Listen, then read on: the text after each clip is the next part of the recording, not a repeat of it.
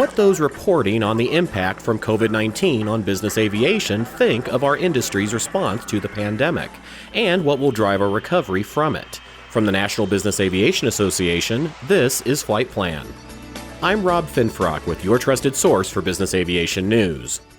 The coronavirus pandemic has affected the aviation industry as hard as any other crisis in any of our memories, with financial, technical, operational, medical, and other influences putting an historic drag on the sector. From my own experiences, I can tell you this is usually a fascinating and exciting industry to cover as an aviation writer. But lately, as companies have curtailed production and furloughed workers, and we increasingly see business aircraft idled on airport ramps around the country, well, with the good must come the bad, and most of the news we've had to report lately has been pretty bad.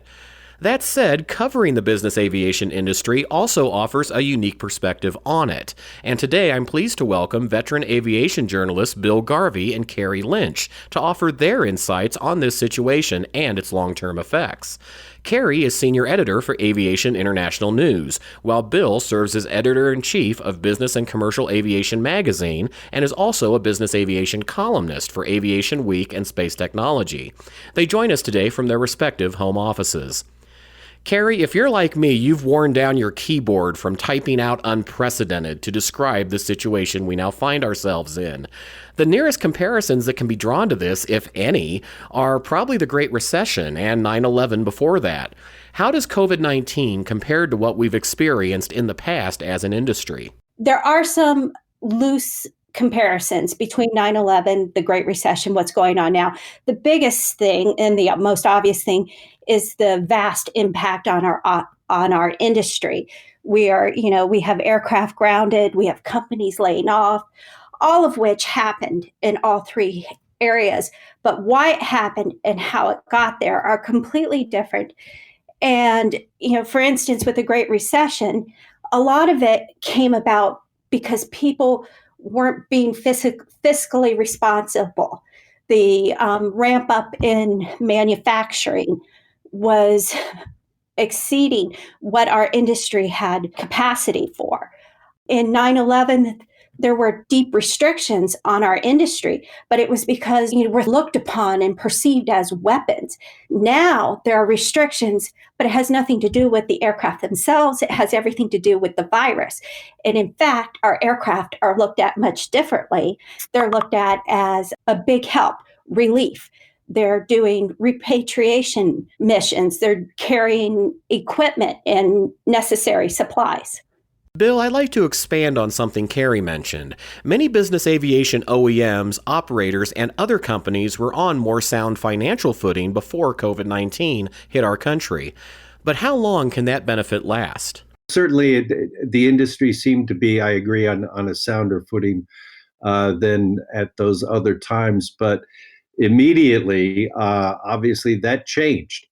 I was talking to Tim Obitz at NATA, and he said in the case of FBOs, by mid-March, their business is down between 75 and 95%. That this has more than paused all businesses, with the exception of supermarkets and drugstores. Sorry to use the word, but that is unprecedented. And so the enemy, is, as Carrie mentioned, is this invisible terror for which we have no counterpoint. We have nothing to combat it with as yet. That makes it very different from all the things that have preceded it. And I find comparisons very difficult, other than the airplanes are sitting on the ground for the most part. Yeah, there are those doing relief missions and repatriating people, but the repatriations are over. And the equipment missions are being taken over by Boeings and others. It's a very strange time. It is indeed, and it's a situation that was nearly impossible to prepare for. Having said that, Bill, what has our industry done right in your eyes in responding to COVID-19? And what perhaps could we have done a bit differently in your view?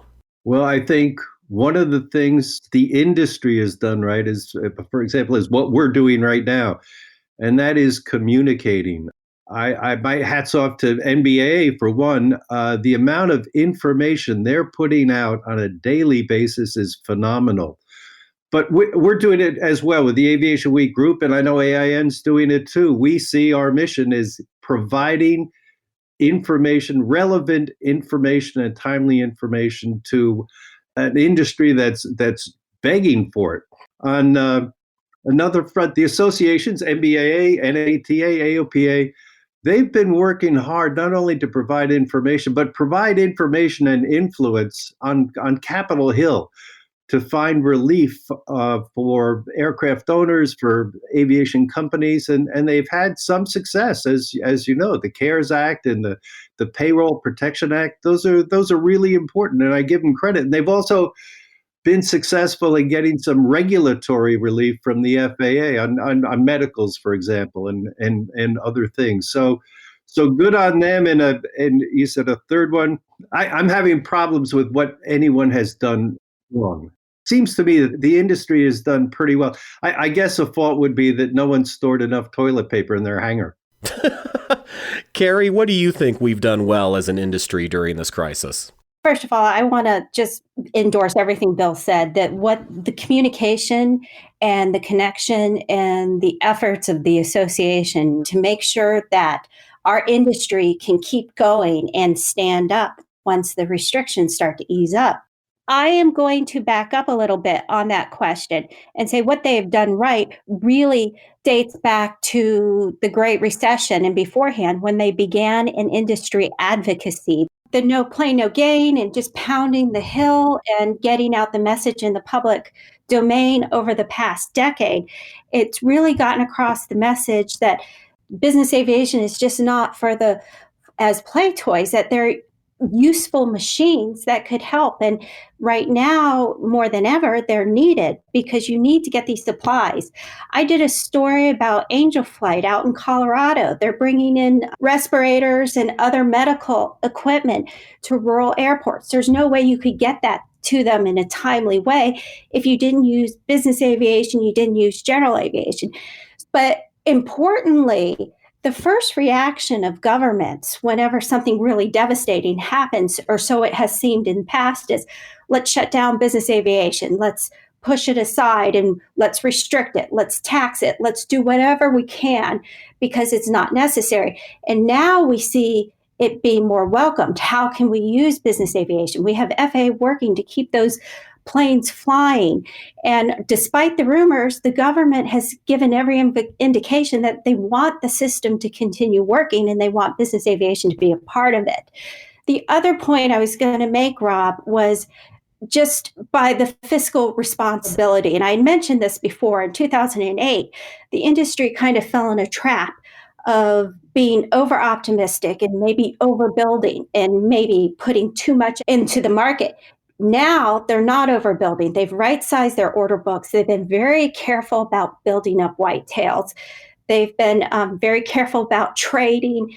And as a result, I think they're in better shape.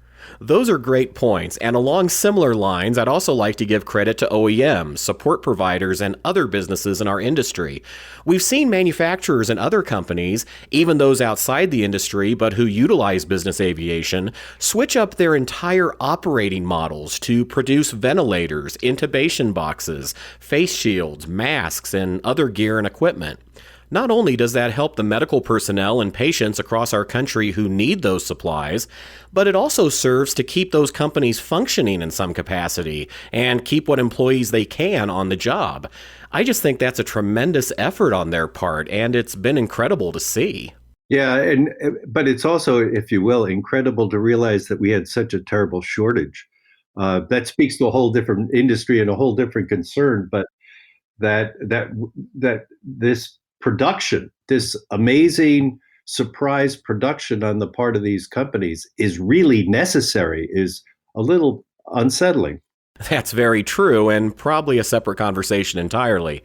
Now, Carrie, I know many listeners are concerned about the detrimental effects this situation has had on our industry. What effects do you feel will linger the longest? Rob, there are so many different aspects of this that is detrimental, but I think the biggest one that comes to mind is people. Coming into this, we had a huge people shortage. It was all anybody was talking about. It was on everybody's mind. And now we have a glut of people because so many people have been laid off, they've been furloughed. Now with furloughs, you can bring back your people, but a number of people have just been cut loose. And when we come out of that and the jobs start to come back or are needed again, where will these people be? And have we turned more people off to this industry? Will it be even that much harder to get the right talent in place to get it done? Now, on top of that is what toll this is going to take on the economy. And that's going to be the single biggest thing on our recovery. Because if the economy is in a really bad place, then people simply are not going to invest and buy airplanes.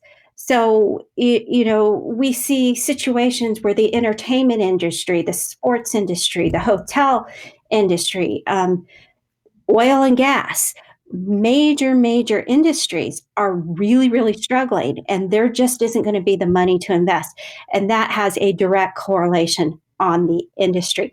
The other thing is the fear factor. Will people want to fly again? And there is an upside to it where people may want to step on private airplanes, but they may not want to stay in hotels. They may not want to go to restaurants. So all of that may be a deterrent for people actually coming back into the system. Bill, what are your thoughts? Well, I alluded to it earlier, and that is the failure of small businesses in aviation. And I think the ones that are particularly vulnerable are the ones at little airports, little general aviation and business aviation airports in the more remote areas of the country. If they fail, I don't know what takes their place. And that really strikes at the heart of business and general aviation infrastructure. So that's a major concern. I don't know what the status is at this point, but you can't have 95% of your business go away and just keep writing checks. You just can't do it. So I'll be keenly interested to see what happens on the other end. I agree with Carrie on all her points. I know that the general aviation industry hired PricewaterhouseCoopers to do an assessment of, just the significance of GA. And one of the facts that surprised me was that in 2018, general aviation and business aviation aircraft carried 120 million passengers. And that just kind of blew me away, 120 million on little airplanes. And those people spend something like $6 billion on hotels and restaurants. That is not insignificant. That's a very interesting point, and one we perhaps should start gearing up for now as an industry. Now let's cast a more optimistic eye toward things. Carrie, what green shoots might we see going forward to indicate that business aviation is, in fact, on the path toward recovery, or at least something a little more familiar? Well, Rob, I think there are a few nubs, if you will. I wouldn't quite call them shoots yet, but is some optimism. There is some flying still going on. And, everybody is keeping the machine going forward. Like people who can do online training are doing it online. Any sort of recurrency that they can do, they are doing however they can. Argus, who comes out with who tracks operations, is predicting in the US anyways, maybe the latter part of May. They think May is going to be down by more than 40% year over year, but maybe towards the end, as the various regions start opening back up and these stay-at-home orders start lifting, they expect you'll start seeing some flying. And it's really, you have to get those airplanes back in the air, because unless they're flying, then they're not buying fuel. They're not, needing maintenance. They're not, needing more aircraft to serve their needs. And they are thinking that some of the key markets in the South, such as Texas and Georgia and Florida, will have to lead the way in the U.S. FAA working with the industry, I know I mentioned this earlier, will be really important. But also when you start to see manufacturers recall their workers, some of them are trying to keep nominal production, but we're heading into earnings season now. And I think you'll see a much better first quarter than second quarter, but it'll be just how quickly they can ramp back up and get people back in the right places. Bill, what about you? Well, in talking to Tim Obitz at the NATA, he said that he sees some increase in charter bookings, and he was taking great hope in that. And sure, that's one of them. It's going to be charters are up, fuel sales are up, hours are up. So far, I think the maintenance shops have been fairly busy. So that's an indication that the operators want their aircraft to be, ready to go when they're ready to go. And that's a good sign as well. I'm glad you mentioned MROs because I've also spoken with quite a few lately. Like you said, Bill, for the most part, they've stayed fairly busy so far through this situation.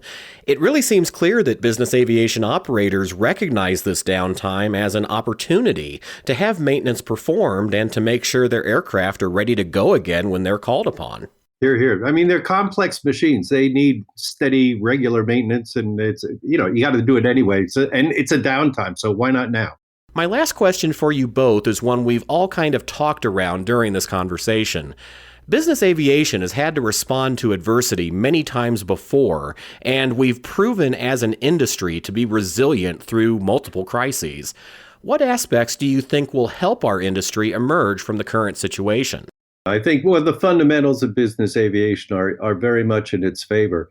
If you've got to get from here to there, and it's 1,000 miles away, and it's a major deal, business aviation is the answer. I mean, it just is the answer. You go directly to that person. We go to 5,000 airports. The airlines used to go to about 450 or something like that. And some of those, they hardly went to at all. I have to wholeheartedly agree with Bill. It's just going to be the confidence of the flyer. With business aviation, you do not have to go through a terminal, and you can step on a private airplane where you know that it's been treated and it's limited people, and you can get right where you need to, and we can move all the displaced pieces back into where they need to be and fairly quickly. So I think this is, this really has been business aviation's time to shine. And also, again, perception will be much stronger, at least from the public purview, because of all the goodwill that they're doing now. Another thing it's not just business aviation, but it's in aviation in general, are fuel prices. While the oil and gas industry will have a largely negative impact on the market, fuel prices will be low. So everybody's costs are going to be much lower. So that's going to help get aircraft back in the air. So, going back, Rob, to your opening question, with the Great Recession, corporate flight departments were hiding their airplanes in hangars, and they didn't want to use them, and they didn't want to acknowledge they had them. And now this is a tool that they can use to begin doing their businesses again. You can read both Carrie's and Bill's latest articles and columns in print and at AINonline.com and AviationWeek.com, respectively. And that's the latest from the National Business Aviation Association. Remember, you can subscribe to all Flight Plan episodes at Apple Podcasts in the App Store, wherever you find your favorite podcasts, or download them from nbaa.org. I'm Rob Finfrock, and thanks for listening to Flight Plan.